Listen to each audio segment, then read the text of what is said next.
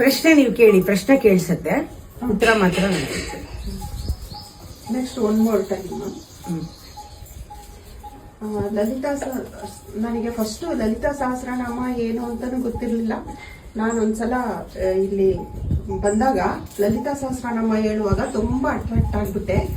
ಲಲಿತಾ ಸಹಸ್ರನಾಮ ಇವ್ರು ಎಷ್ಟು ಚೆನ್ನಾಗಿ ಹೇಳ್ತಾರಲ್ಲ, ನಾನು ಕಲಿಬೇಕು ಅಂತ ತುಂಬಾ ನನಗೆ ಅಟ್ರಾಕ್ಟ್ ಆಯ್ತು. ನಾನು ಯೂಟ್ಯೂಬಿಂದ ಕಲಿತೆ. ಒಂದು ವಾರದಲ್ಲೇನೆ ನನಗೆ ನೀಟಾಗಿ ಹೇಳಕ್ ಬಂತು. ಆಮೇಲೆ ಇನ್ನೂ ಬೇಕು ಅನ್ನಿಸ್ದಾಗ ನಾನು ಯೂಟ್ಯೂಬ್ ಬ್ರೌಸ್ ಮಾಡಿ ಏನ್ ಮಾಡ್ಬೋದು ಅಂತ ಖಡ್ಗಮಾಲ ಹೇಳ್ತೀನಿ, ಮತ್ತೆ ಸೌಂದರ್ಯ ಲಹರಿ ಹೇಳ್ತೀನಿ. ಇದನ್ನ ತಪ್ಪದೆ ನಾನು ರೆಸೈಟ್ ಮಾಡ್ತಾ ಇದ್ದೀನಿ ದಿನ. ಇನ್ನ ಮುಂದೆ ನನಗೆ ಏನ್ ಮಾಡ್ಬೇಕು ಅಂತ ಗೊತ್ತಿಲ್ಲ. ಅದಕ್ಕೆ ಅಮ್ಮನ ಗೈಡೆನ್ಸ್ಗೆ ನಾನು ಇವತ್ತು ಬಂದಿದ್ದೀನಿ. ಇವಾಗ ನಿಮಗೆ ಹೇಗೆ ಏನೂ ಗೊತ್ತಿಲ್ಲದೆ ಎಲ್ಲೋ ಈ ಒಂದು ಪರಿಸರದಲ್ಲಿ, ಈ ಕ್ಷಣದಲ್ಲಿ, ಈ ಸಂದರ್ಭದಲ್ಲಿ ನಿಮಗೆ ದೊರಕ್ತು ಲಲಿತಾ ಸಹಸ್ರನಾಮ ಕೇಳಿ ಒಂದು ಉತ್ತೇಜನ, ಇನ್ಸ್ಪಿರೇಷನ್ ಆಯ್ತು ಹೇಳಬೇಕು ಅಂತ. ಇದೇ ನೀವು ಪ್ಲಾನ್ ಮಾಡಿರಲಿಲ್ಲ, ಇದು ಆಯ್ತಲ್ವಾ?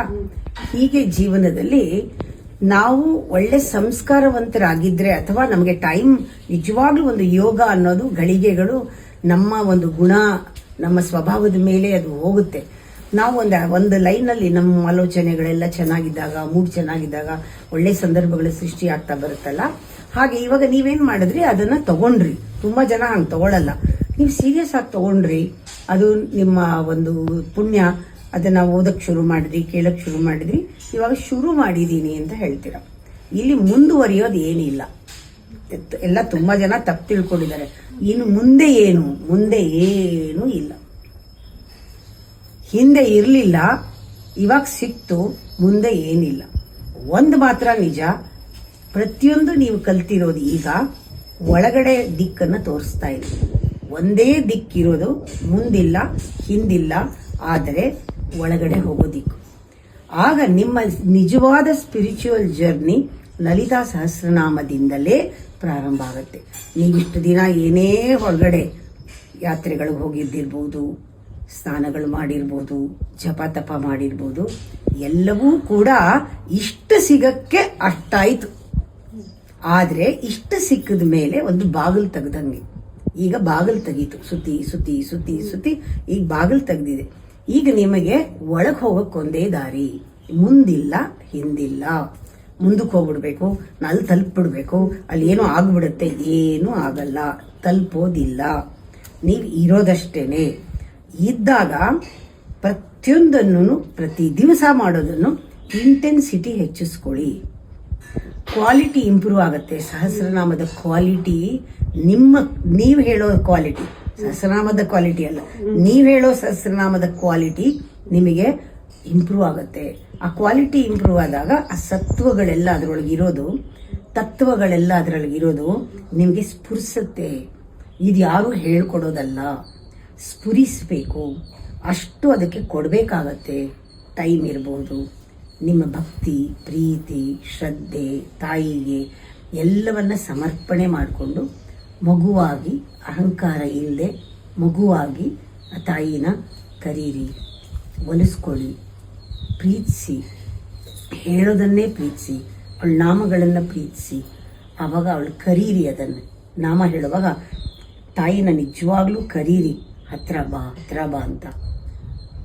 ಆಕ್ಚುಲಿ ಹತ್ರ ಬಾ ಅನ್ನೋಳು ದೂರ ಇಲ್ಲ. We start feeling Har presence. ಆ ಥರ ಇನ್ನು ನಿಮ್ಮ ಸಾಧನೆ ಮೌನದಲ್ಲಿ ಅವಳನ್ನು ಕಂಡುಕೊಳ್ಳೋದಷ್ಟೇ. ಅದರಿಂದ ನೀವೇನು ಮಾಡಬೇಕು, ಹೆಚ್ಚು ಅರ್ಥಗಳನ್ನು ಓದಿ ಅರ್ಥವನ್ನು ಕಾಂಟಂಪ್ಲೇಟ್ ಮಾಡಬೇಕು. ಒಂದಿಷ್ಟು ಅದಕ್ಕೆ ನಾ ಹೇಳೋದು, ಪೂರ್ತಿ ಹೇಳೋದು ಬೇಕಿಲ್ಲ. ಪೂರ್ತಿ ಹೇಳಿ ಮುಗಿಸ್ಬೇಕು ಅಂತ ಶಾಸ್ತ್ರ ಮಾಡ್ಕೋಬೇಡಿ. ಆ ಥರ ಅಭ್ಯಾಸಗಳೆಲ್ಲ ಮತ್ತೆ ಮೇಲ್ಗಡೆ ಸುತ್ತಾ ಇರ್ತೀರ. ಇವಾಗ ಒಳಗಡೆ ಹೋಗಬೇಕು ಅನಿಸಿದಾಗ ಒಂದೇ ಚಾಯ್ಸು, ತಗೊಳ್ಳಿ 10 ನಾಮ. 10 ನಾಮನೇ ಸಾಕು. ಒಂದೊಂದು ನಾಮಕ್ಕೂ ಸಹಸ್ರನಾಮದ ಶಕ್ತಿ ಇದೆ, ನಂಬಿ. ಒಂದೊಂದು ನಾಮನೂ ಬಾಗಿಲು ತಾಯಿಗೆ ತಟ್ಟಿ. 10ರಲ್ಲಿ ಯಾವ್ದು ತಕ್ಕೊಳ್ಳುತ್ತೋ ಇವತ್ತು ಗೊತ್ತಿಲ್ಲ, 10ರದ್ದು ಸೂಕ್ಷ್ಮ ಗೊತ್ತಾಗುತ್ತೆ. 10 ನಾಮ ಇವತ್ತು ಅರ್ಥ ತಿಳ್ಕೊಳ್ಳಿ, ತಾತ್ಪರ್ಯ ತಿಳ್ಕೊಳ್ಳಿ. ಹಾಗೆ ನಾನು ಎಕ್ಸ್ಪ್ಲೈನ್ ಮಾಡಿದ್ದೀನಿ, 20 ನಾಮ ಡಿವೈಡ್ ಮಾಡಿದ್ದೀನಿ. ಸಹಾಯ ಆಗಬಹುದೇನೋ, ಆದರೆ ನಾನು ಅನುಭವ ಕೊಡೋಕ್ಕಾಗಲ್ಲ, ನೀವೇ ತಗೋಬೇಕು. ಅದಕ್ಕೆ ಅರ್ಥ ಹೇಳಿದೀನಿ, ಸೂಕ್ಷ್ಮಾರ್ಥಗಳು. ಮೆಡಿಟೇಷನ್ ಅಂದ್ರೆ ಹೇಗ್ ಮಾಡ್ಬೇಕು? ಮಾಡೋದಲ್ಲ ಅದು. ನೀವು ಹೇಗೆ ಹೋಗೋದಲ್ವೋ ಮುಂದೆ, ಇದು ಮಾಡೋದಲ್ಲ. ಹೇಳ್ತಾ ಹೇಳ್ತಾ ಅದರಲ್ಲಿ ನಿಮ್ಮಷ್ಟಕ್ಕೆ ನೀವು ಒಂದಾಗ್ತಿರಲ್ಲ, ಅದು ಆಗೋದು. ಯಾವತ್ತೂ ತಿಳ್ಕೊಳ್ಳಿ, ಮೆಡಿಟೇಷನ್ ಇಸ್ ಅನ್ ಹ್ಯಾಪನಿಂಗ್.